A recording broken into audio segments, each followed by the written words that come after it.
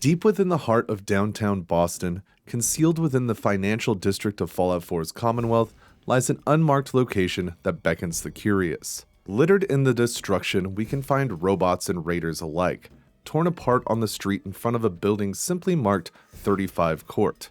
Pre-war, this site likely didn't stand out much within the greater Boston area. That is, until we look a little bit closer at what is left behind. Unfortunately, none of these terminals here at 35 Court give us any information about what this location was used for, but whatever it was, it acted as much more than just a bustling financial center. Our first hint is the laser trap that blocks entry to the desk area. Walking over this will trigger the Protectron nearby to become alive. This robot is here to stop any intruders from entering the lobby, and it begs the question, why? Looking around, all we see is your typical business lobby. Of course, with some wasteland flair. A fire burns in the center of the room, which would have had to have been put here post-war, but every raider we see is dead, save, of course, for the few that we encounter patrolling the outside area. We can assume that perhaps the Protectron has never been activated, but it's more likely that it did its job and then went back into its pod. So from my perspective, raiders had set up camp inside the building, somehow missing the outside turrets and the interior ones as well. And then, one may have ventured too close to the desk, prompting the Protectron to do its business, though we can find an expert locked safe with some gear the raiders seem to have missed. Everything changes when we head upstairs, though we have to be a bit careful when using the elevator here, as much like many of the elevators in Fallout 4, it can get stuck in its animation loop, though jumping around inside will usually fix the issue.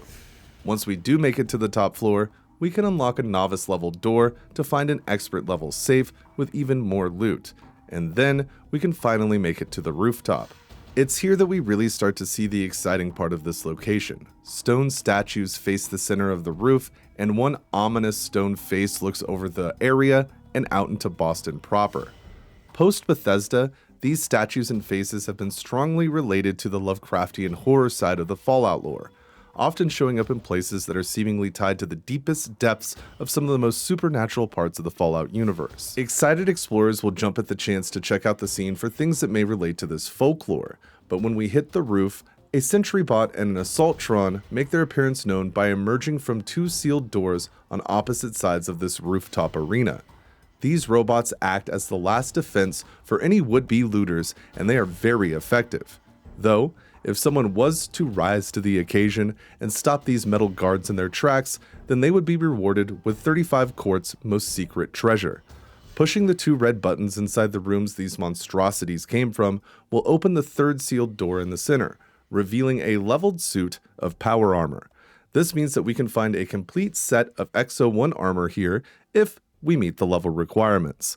So what do you think this location was used for pre-war? We can only assume this power armor has been here since before the bombs dropped due to the overwhelming security and the fact that it was behind a sealed door that we are clearly the first to open.